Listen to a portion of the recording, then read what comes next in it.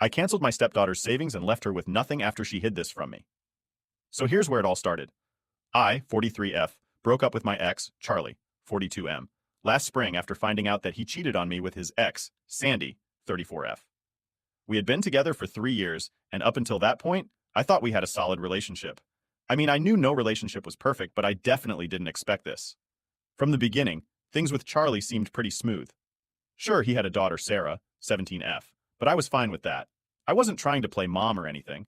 Sarah and I never really had that mother-daughter dynamic, but I did my best to be supportive. She'd come to me with problems, mostly because she didn't get along with her actual mom, and I tried to help out where I could. I guess you could say I was the adult she leaned on when things got tough at home, and I thought we were in a good place. I really did. But things started to shift a bit last year. I was working on this big project for a company. It was a huge deal for me. I poured so much of my time and energy into it, and after all the stress and long nights, I finally started seeing the results. The bonuses started coming in this year, and it felt like all that hard work had finally paid off. I was beyond excited. With this new financial security, I wanted to do something special for Sarah. She had been talking for months about what she wanted for her 18th birthday, and I thought, why not make it happen? She wanted this big pajama party for 25 people, with a DJ, balloons, a fancy cake, and even a night at a hotel out of town with her friends. It was going to be a lot, but since I was in a good place financially, I figured I could swing it. I wanted her to have something memorable, you know? I'd been saving up for a while, and I even set up a separate savings account to make sure everything was covered for the party. Around the same time, Charlie started talking about a business idea he had. Now, don't get me wrong, I'm all for supporting my partner, but this idea of his was not great. It was one of those reinventing the wheel kind of ideas that didn't make much sense. He wanted me to help fund it, and honestly, I wasn't comfortable with that. For one, we weren't married, and two, I just didn't think it was a good investment. I had to look out for myself, you know? Plus, I had already been putting money aside for Sarah's birthday, and I wasn't about to blow all of that on something I didn't believe in. When I told him no, he got pretty upset. He made this big deal about how he needed a supportive partner by his side and how I wasn't willing to help him out with his dream. We had a pretty heated argument about it, and he made me feel like I wasn't being a good partner. But I stood my ground. I wasn't about to throw money at something I didn't believe in, and I wasn't going to jeopardize Sarah's birthday for it either. I felt a little bad about how I said no, though, so I did apologize for being harsh. But I wasn't about to change my mind. After that, things started to feel different. It was like a shift in the air. Charlie became more critical, especially about my appearance. He started making these little comments about my makeup or how I dressed, like I wasn't trying hard enough or something. Then he would casually mention other women, saying things like, "She looks really nice today," or "You should try something like that with your hair." It didn't seem like a big deal at first, but it slowly chipped away at my confidence. I was starting to feel like I wasn't good enough, and that's not a feeling you want in a relationship, right? Looking back, that's when I should have realized something was up. But at the time, I just brushed it off. I told myself he was just stressed about the business thing, or maybe it was just a rough patch. But things didn't get better. And then there was his ex, Sandy. From the very beginning, she had been a bit of a sore spot for me. I didn't have any real issues with her, but the fact that she was still somewhat in the picture made me uncomfortable. At the start of our relationship, Charlie promised me he'd cut ties with her. He told me they had a history, but that it was over, and I believed him. But as time went on, I started noticing small things that didn't sit right with me. It wasn't just him, it was Sarah too. I noticed that Sarah was pretty active on social media, liking and commenting on posts that involved Sandy. It made me wonder if Charlie and Sandy were still talking, but every time I brought it up, Charlie would deny it. He said they weren't in contact anymore, and I chose to believe him. But the doubts never really went away. You know that feeling in your gut when something's just not adding up? Yeah, that was me. I didn't have any solid proof at the time, though, so I let it go. I figured maybe I was just overthinking things, and that's where things stood for a while. I kept trying to focus on Sarah's birthday, getting everything planned and saved for, while Charlie kept pushing his business idea and getting frustrated that I wasn't on board. The tension was there, but I didn't fully realize just how deep the cracks were in our relationship. After that whole argument about the business, things really started going downhill between me and Charlie. It wasn't just the tension about the money anymore. It felt like everything was falling apart. The little comments he made about my appearance kept coming, and every time he did it, it hit harder. I used to feel pretty confident, you know? But he made me second-guess myself. I started wondering if I wasn't attractive to him anymore, or if he was looking at other women. It just got in my head. What really made me feel off, though, was how weird he started acting. I've always believed that when someone starts acting shady, there's usually a reason behind it. He wasn't the same with me. Less affectionate, less involved, and way more distant. It wasn't just that we were fighting more often, it was like he didn't even care enough to fight properly. I'd try to talk things out, and he'd just brush me off or say, "You're overthinking it." And I mean, maybe I was, but honestly, the signs were all there. and I didn't want to admit it at the time. Then came the trip. I had to go out of town for this 10-day business trip. It wasn't something I could skip, so I left, hoping maybe some space would help clear the air between us. I figured that maybe when I got back, things would be better. But the whole time I was gone, it just got weirder. Our communication was all messed up. He barely called or texted, and when he did, it was always short and kind of cold, like he didn't really care to talk. He'd tell me he was busy or tired, but it felt like excuses, you know? I remember one night, I couldn't get a hold of him at all. I must have called a dozen times and nothing. I even texted him, and it took hours for him to reply. When he finally did, he said he'd fallen asleep early. I wanted to believe him, but it didn't feel right. You can't just ignore that gut feeling when something feels off. It kept happening too. Him not answering or being super vague when I asked what he was doing. Normally, he'd tell me about his day in detail, but now it was always like, oh, just ran errands or was with my mom. It felt like he was purposely not telling me things, and I was starting to lose my patience. I tried bringing it up a few times, asking him why he was being distant, but he just shut me down with stuff like, you're imagining things, or you're being paranoid. But I wasn't paranoid. At least, I didn't think so. So I decided to test him. I told him that my trip was getting extended by a couple of days because of work. That wasn't true, though. I was planning to come home a day earlier. I didn't know what I was expecting to find, but something told me I needed to get back and see for myself what was really going on. When I walked into the house that day, everything seemed normal at first glance. But as I was unpacking, I noticed something that stopped me in my tracks. There in the trash was used protection. My heart sank immediately. I knew what that meant. There was no reason for it to be there unless someone else had been in my house, and I didn't need to guess who. I felt my whole world crumble in that moment. I didn't want to believe it, but the evidence was literally right there in front of me. I didn't confront him right away. I don't know why. I guess part of me was in shock. I just stood there for a few minutes, trying to make sense of it all. How could he do this? Why didn't I see it coming sooner? All those doubts I'd been pushing aside, all the weird behavior, it all made sense now. It wasn't just my imagination. He had been cheating on me, and not just with anyone. With Sandy, his ex, the woman he promised me he'd cut out of his life. When Charlie came home that night, he was all smiles, like nothing was wrong. It was almost sickening. I was trying to hold myself together because I didn't want to blow up on him right then and there. He asked how my trip was, and I just told him it was fine. But I could tell something shifted in him when he saw me, like maybe he could sense that I knew something. Or maybe he noticed the trash was gone because, get this, the first thing he did when he got home was take out the trash and do laundry. He's never done laundry in his life unless I asked him to, so that was a major red flag. I couldn't keep quiet for long, though. A part of me wanted to confront him right away, but the other part wanted to gather more evidence before I went there. So I waited until he was asleep, and I know it's wrong, but I went through his phone. I couldn't help it. I needed answers. What I found was worse than I even imagined. There were hundreds of messages between him and Sandy, and I'm not talking about just casual chats. These were long conversations, voice notes, pictures. Basically, they'd been in constant contact for who knows how long. It was like their relationship had never even ended. They talked about everything, from day-to-day stuff to things they should have been talking about with their actual partners. I felt sick reading through them. The worst part? There were recent photos of the two of them together, smiling like they were in some perfect little world, while I was out here being made a fool of. At that point, I had all the proof I needed. I couldn't pretend anymore, and I wasn't about to let him keep living this double life behind my back. But I didn't want to just throw it all out there without thinking things through. I had to figure out what I was going to do next because, let's be real, my life had just exploded and I needed to process it. That night, I stayed quiet. I didn't say anything. I couldn't. But inside, I was fuming. How could he lie to me like that? How could he disrespect me after everything we'd been through? I didn't deserve any of it, and I sure as hell wasn't going to just sit there and take it. I knew I had to confront him, but the timing had to be right. I needed to catch him off guard, the same way he caught me off guard with his lies. I went to bed that night with my mind racing, playing over everything I'd found and everything I'd been ignoring for so long. I knew the truth now, but confronting him was going to be a whole other battle, and I wasn't sure how it would end. The next morning, I woke up knowing I couldn't drag this out anymore. I had spent the whole night turning things over in my head, feeling a mix of anger, betrayal, and confusion. I'd seen everything I needed to see the night before. Charlie's lies, his messages with Sandy, and the fact that he had been hiding all of it from me. But what really burned? Sarah, my stepdaughter, had known about it the whole time. I had spent 3 years trying to build a relationship with Sarah. I was never trying to replace her mom, but I was always there for her. Whenever she needed help or advice, I was the one she turned to, and I thought we had a decent bond. Looking back now, I can see how naive I was. I had no idea she'd been keeping secrets from me. Big ones. She had known about Charlie's affair with Sandy from the start, and not only that, she had gone on trips with them. There were pictures of her looking all comfortable and cozy with the two of them, like some happy little family, while I was completely in the dark. So, yeah, when I woke up that morning, I was done pretending. I had spent years trying to be the good stepmom, trying to hold everything together, but I wasn't about to let them keep walking all over me. Charlie was acting normal, like nothing had changed. He sat across from me at breakfast, sipping his coffee and talking about his day, as if he wasn't a complete liar. I couldn't even look at him without feeling sick. I had already decided that I wasn't going to drag this out. I wasn't going to waste time waiting for him to come clean, because he never would.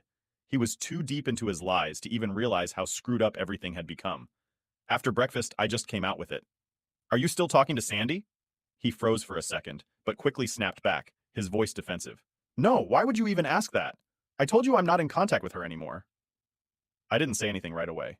I let him sit in his own lie for a second before I pulled out my phone and started scrolling through the photos I found the night before. I didn't bother with the texts. I went straight to the pictures of him, Sandy, and Sarah. They were smiling, standing in front of some campsite with Sarah sitting between them like one big, happy family. There were more pictures from another trip, all three of them together, and it was obvious they were having a great time. A great time while I was being lied to, used, and disrespected. I turned my phone around, showing Charlie the pictures. "So this never happened?" His face went pale. He stared at the phone, and for the first time I saw panic in his eyes. But he still tried to weasel his way out of it. "It's not what it looks like. I can explain." "Explain what?" I cut him off, my voice cold. "Explain how you've been lying to me for God knows how long? How you've been sneaking around with Sandy while I've been at home playing the fool?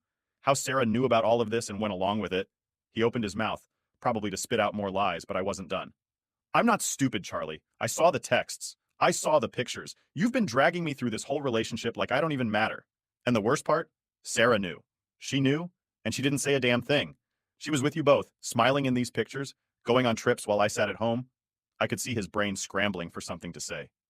"Sarah, she didn't want to hurt you," he mumbled. That was it. That was all he could come up with. "She didn't want to hurt me? Are you serious? She's been sitting on this secret, hanging out with you and Sandy, and she didn't think that maybe lying to my face was the real way she was hurting me?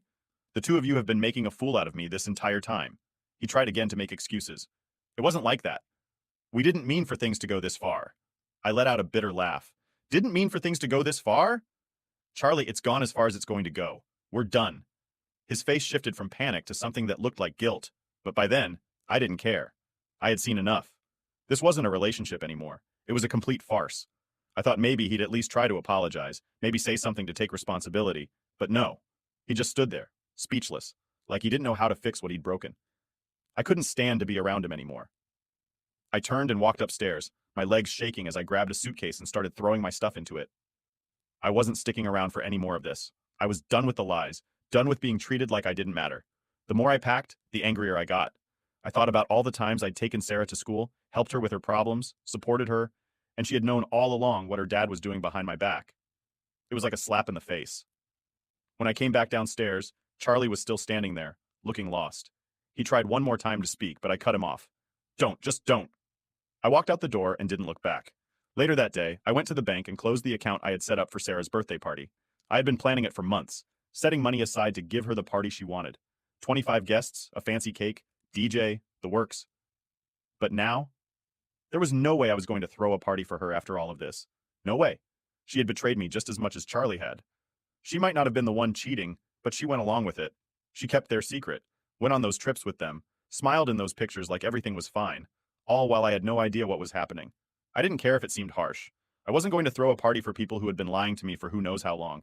If Sarah wanted a party, she could ask her dad or Sandy to pay for it. I was done.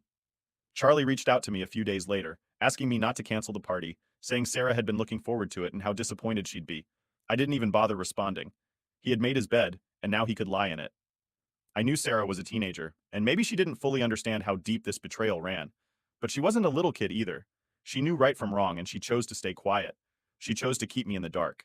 And that, to me, was unforgivable. After I packed up my things and walked out the door, I thought I'd feel some relief, like maybe I'd finally be free from the mess that had become my life. But honestly, all I felt was numb. The weight of everything was still sitting on my chest, especially the part about Sarah. I had been blindsided by Charlie's lies, but knowing that Sarah had known about the affair and kept it from me? That hit differently. I went straight to Rachel's place after I left. She's been my best friend for years, and I knew I could count on her for a place to crash and some no-nonsense advice. I told her everything, the affair, the trips, the photos, and how Sarah had been in on it the whole time. Rachel's reaction wasn't exactly a surprise. She's always been more skeptical of people than I am, So when I laid it all out, she just shook her head and said, "You're better off without them, all of them." And maybe she was right. Maybe I was better off. But that didn't make it any easier. I kept going over it in my head, replaying the same thoughts. I had spent so much time trying to build a connection with Sarah, being there for her when she needed me. I wasn't her mom, but I cared about her like a parent should. And this whole time, she was going behind my back, playing happy family with Charlie and Sandy. It stung in a way I didn't expect. For the first few days, I tried to just let it go. I buried myself in work, thinking that if I stayed busy, I wouldn't have time to think about it all. But it didn't work. Every time I had a quiet moment, my thoughts drifted back to the betrayal. I kept picturing Sarah in those photos, smiling with them, and it made me sick. I thought maybe cutting Charlie off would be the end of it, but of course, it wasn't. A week after I left, Charlie had the nerve to reach out to me, not to apologize, not to admit how badly he'd screwed up, but to ask me not to cancel Sarah's birthday party. I stared at the message for a good 5 minutes before I even knew how to respond. He had the audacity to ask me to keep playing the role of the good stepmom after everything? After I found out that Sarah had known about his affair and kept it a secret? There was no way. I didn't bother responding to Charlie. I was done explaining myself to him. I had canceled the party the same day I moved out and closed the savings account I'd set up for it. There was no chance I was throwing a party for Sarah after what she had done. I didn't care if it was her dream birthday or if she'd been looking forward to it for months. She'd made her choices, just like her dad, and she was going to have to live with the consequences. But still, I couldn't shake the guilt. I kept telling myself that Sarah was just a teenager. Maybe she didn't fully understand the impact of what she'd done. Maybe she was just trying to avoid conflict, trying to keep the peace between her dad and me. But the more I thought about it, the more I realized that she wasn't some clueless kid. She knew. She had known for a long time, and she had chosen to keep quiet about it. She went on trips with them, hung out with them, and kept it from me like it was no big deal. How was I supposed to just let that go? Rachel, of course, had no sympathy for Sarah. "She's old enough to know better," she said. "If she was comfortable enough to go on trips with them and smile in pictures, she knew what she was doing. You don't owe her anything." She was right, but it didn't make the decision any easier. I had genuinely cared for Sarah, and now I was cutting her off like she meant nothing. It felt harsh, but at the same time, I knew I couldn't let them walk all over me. I wasn't going to be the doormat who just kept giving and giving while they lied to my face. Then, about a week after Charlie's message, I got a voicemail from his sister. She was practically begging me not to turn my back on Sarah, saying that she didn't have anything to do with Charlie's affair and that canceling her birthday party would crush her. She even tried to guilt me by saying that they couldn't afford to throw Sarah the party she wanted, and how I was her only hope of having a special 18th birthday. I just sat there, listening to the voicemail, feeling like I was being pulled in a million different directions. On one hand, I felt bad for Sarah. I knew she didn't control her dad's actions, but on the other hand, she'd been an active participant in keeping his affair a secret. She wasn't some innocent bystander. She'd gone along with it, and the fact that she was comfortable enough to smile in pictures with them told me that she didn't feel guilty about it at all. I thought about what Rachel had said. You can't keep holding on to people just because you feel bad. Sometimes you've got to put yourself first. And she was right. I had spent years putting Charlie and Sarah first, trying to make them happy, trying to keep everything together, and where had it gotten me? Betrayed and alone. I wasn't about to let them drag me down any further. I decided that I wasn't going to send a gift. I wasn't going to call or text Sarah. I wasn't going to throw her the party she wanted. It felt cold, but at the same time, it felt like the only way I could truly move on. If she wanted a birthday party, she could ask her dad to throw one, or maybe Sandy. I wasn't going to play the role of the good stepmom anymore. They had taken advantage of my kindness for too long, and I was done. Once I made that decision, I felt a strange sense of relief. I wasn't happy about it, but at least I wasn't carrying the weight of their drama anymore. I had finally set my boundaries, and for the first time in a long time, I was choosing myself over them. Charlie tried to reach out a few more times after that, but I ignored him. There was nothing left to say. I had given them everything, and they had thrown it all away. I wasn't going to waste any more time or energy on people who didn't respect me. So that was it. I moved forward without Charlie, without Sarah, and without the baggage of their lies hanging over my head. It wasn't easy, but it was necessary. And while it hurt to walk away, I knew deep down that I'd made the right choice for myself. Finally. After I made the decision to cut both Charlie and Sarah out of my life, things felt quiet. Almost too quiet. I had spent so long trying to hold everything together, trying to be the bigger person and make sure everyone was happy, that when I finally let go, it felt strange. But it wasn't the relief I had been hoping for. It was more like this empty feeling, like I had lost something. I know I did the right thing, but still, walking away wasn't easy. I thought that would be the end of it. I had blocked Charlie, cut ties with Sarah, and figured I wouldn't have to deal with them anymore. But of course, it wasn't that simple. A week later, I got another voicemail, this time from Charlie's sister. She was asking no, begging me to reconsider the birthday party I had canceled for Sarah. She went on and on about how disappointed Sarah was, how this was going to crush her, and how she's just a teenager, she didn't know any better. I couldn't believe what I was hearing. Was she seriously trying to guilt me into throwing a party after everything that had happened? It wasn't even about the party anymore. It was about respect, something Charlie and Sarah had thrown out the window a long time ago. Sarah wasn't some innocent bystander who got caught in the middle of her dad's mess. She had known about the affair. She had gone on trips with them, smiled in pictures, and kept it a secret from me the whole time. That wasn't just a mistake. That was betrayal. And now they wanted me to pretend like none of that had happened and go back to being the stepmom who gave and gave and gave? No way. I sat there listening to the voicemail, trying to figure out what they expected from me. Did they really think I would just show up at Sarah's party, smile, and act like nothing happened? Like I wasn't the one who had been lied to, disrespected, and betrayed? It didn't make sense to me how they could be so blind to the hurt they had caused.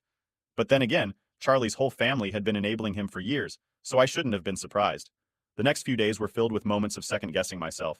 I kept thinking, am I being too harsh? Should I give Sarah another chance?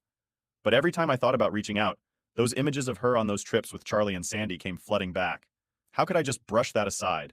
She had gone behind my back, smiled for those pictures, and then came home to me, acting like nothing was wrong. That wasn't something I could forgive easily, if at all. I talked it over with Rachel. She wasn't about to let me fall back into that trap. Sarah knew exactly what she was doing, she said. You're not responsible for fixing this mess. You've done enough for them. She was right, of course. I had spent years trying to make everything work, trying to keep the peace between Charlie, Sarah, and me. And where had it gotten me? Betrayed and lied to. It was time to put myself first. So I stuck to my decision. I didn't respond to Charlie's sister, didn't send a gift for Sarah, and I didn't even consider showing up to the party. If they wanted to celebrate, they could figure it out on their own. It wasn't my problem anymore. Update. Before the update, lots of you are asking if Sandy is Sarah's mother, and the answer is no, she is his daughter from a previous relationship. Now for the update. A few months after everything went down, I started hearing bits and pieces of how Charlie and Sarah were doing through mutual friends. It wasn't like I was asking for updates. People just like to talk, and when they know you've been through something messy, they can't help but fill you in on the aftermath. And let me tell you, it was the kind of news that made me think, well, karma didn't waste any time. The first thing I heard was about Charlie. Apparently, after I left, things between him and Sandy didn't go as smoothly as he probably thought they would. Once I was out of the picture and they didn't have to sneak around anymore, Sandy lost interest. She wasn't as invested in Charlie as he'd hoped. She had fun while they were playing the affair game, but once it became real, once there was no more excitement in sneaking around, she started to pull away. It didn't take long for her to move on, leaving Charlie in the dust. The man who thought he was trading up by cheating on me ended up getting dumped himself. Sandy ghosted him, completely cut him off, and moved on to someone new. I almost laughed when I heard it. Charlie had thrown away everything for her, his relationship with me, his own daughter's trust, and in the end, Sandy didn't even stick around. She left him with nothing but the mess he had made. But the fallout didn't stop there. Sarah, the stepdaughter who had known about the affair and kept it a secret, was having a rough time too. After I canceled her birthday party and cut her off, things between her and her dad got really strained. I guess without me around to help smooth things over, they both realized how messy their relationship had become. Sarah blamed Charlie for everything, the breakup, the affair, her canceled party. And Charlie, being the selfish person he is, wasn't there to fix things or be the dad she needed. The tension between them got worse. Sarah started acting out, skipping school, staying out late, and getting involved with the wrong crowd. She was angry at her dad for ruining things and at me for cutting her off, but she never took responsibility for her part in the whole mess. I guess she thought she could play the victim, but life doesn't work like that. She had chosen to side with her dad and Sandy, and now she was dealing with the fallout of those choices. Things between them got so bad that Sarah ended up moving out. She packed her bags and went to live with her mom, the same mom she'd complained about all the time when she was with me and Charlie. It was ironic, really. Sarah spent years saying she didn't get along with her mom, and now she had no choice but to move in with her because things with Charlie had fallen apart. And as for Charlie, he lost not only his relationship with me, but also his relationship with his own daughter. From what I heard, Sarah barely speaks to Charlie now. Their relationship is strained, and Charlie has no idea how to fix it. The man who thought he could juggle it all, me, Sandy, his lies, his daughter, ended up losing everything. He thought he could keep it all together, but in the end, it all came crashing down around him. And as for me, I didn't lift a finger. I didn't have to. Karma did all the work for me.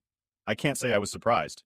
Charlie had spent so long lying, manipulating, and putting his own selfish desires above everyone else that it was only a matter of time before it all caught up with him.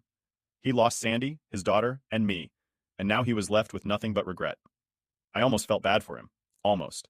But then I remembered how much pain he'd put me through.